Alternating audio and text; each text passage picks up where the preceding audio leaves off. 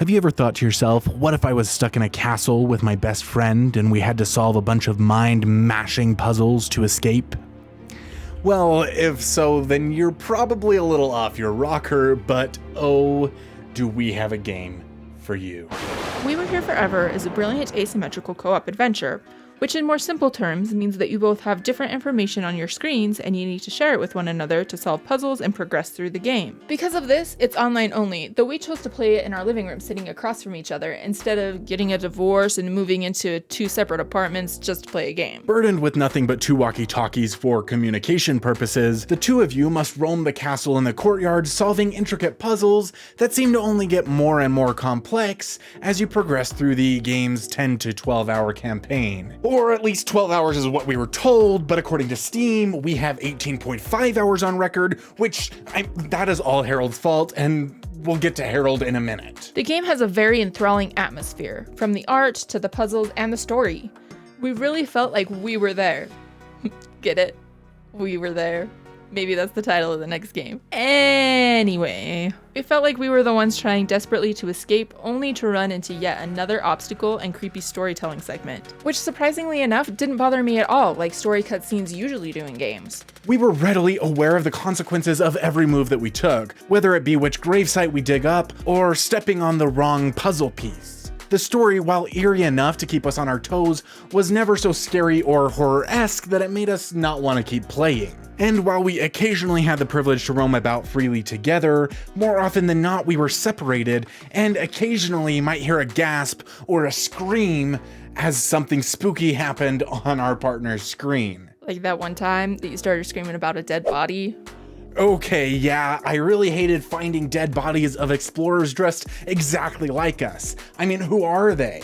Are they us from the past? Like, did we fail previously? Are they the characters from the previous games? Are they this doomed castle's previous victims? Who knows? The puzzles in the game varied from odd, obscure symbols we had to describe to one another, or describing what odd things I was seeing underwater so that Ryrie could know what he should do. And yes, we are trying to be a little bit cryptic so that we don't spoil anything for you. The puzzles continue to get more and more complex to the point where some of them throw a lot of information at you all at once. You definitely end up scratching your head here and there, but when you solve the puzzles, you will always realize just how simple it actually was. Well, most of the time. Communication is a vital skill to employ in this game. Missing one simple detail of what you see on your side could make a 2-minute puzzle turn into a 10-minute puzzle, or even longer. While the puzzles were rarely so hard that they made us want to rage quit, they are tough enough to make you think and use your brain's computing power. Speaking of computing power, you remember Harold? Well, this is Harold. Yes, Harold is this dinky little laptop that we bought 3 years ago to help me with my online classes so I could submit assignments. Harold was never meant for gaming. Ryrie was kind enough to give me Harold for the majority of the playthrough, and he sucks. Harold. Not Ryrie. So like we said, we were literally playing this game forever, partially because Harold decided to freeze and have a freaking seizure when something important happened, and partially because there were a few game bugs that were absolutely infuriating. Okay, yeah, we know you're not here to talk about Harold, but he's pretty important to the story, so just trust me. We'll move on real quick. While our other laptop is meant far more for editing than gaming, it still did the game far more justice than Harold could ever. With its 100% color accurate screen, the game looked really good, and things ran relatively well. And while I did see Carly's character moving like this everywhere she went, that was Harold's fault. For the most part, our nicer computer ran the game well and we had little qualms, but that's not to say that everything was Harold's fault. We were given early access to the game and were originally intending to release a review on the release date, but now we're about a week late because we were having troubles with the autosave feature. There is no way to save manually, which in and of itself is an issue for us since we have a kid and lead busy lives. We hated having to either finish a puzzle or restart at a checkpoint later if we had to leave the game. We never knew when the game was going to save, and that was a problem.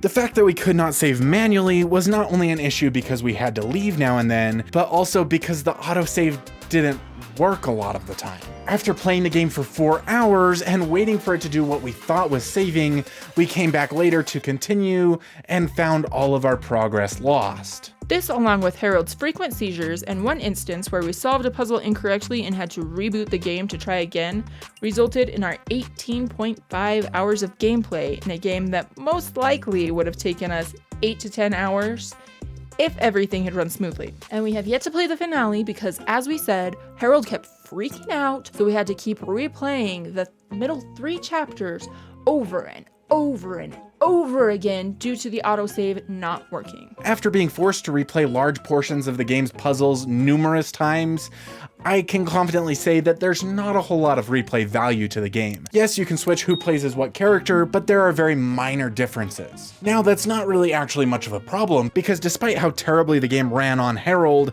and how much trouble we had with the autosave, we really enjoyed our main playthrough of the game. The first time through every puzzle was really enjoyable, and Carly was continually saying how much she liked the game playing on an incredibly inadequate computer that had her jittering everywhere she went. That was until she found out how well it ran on my computer, at which point then we had to continually share to be equal.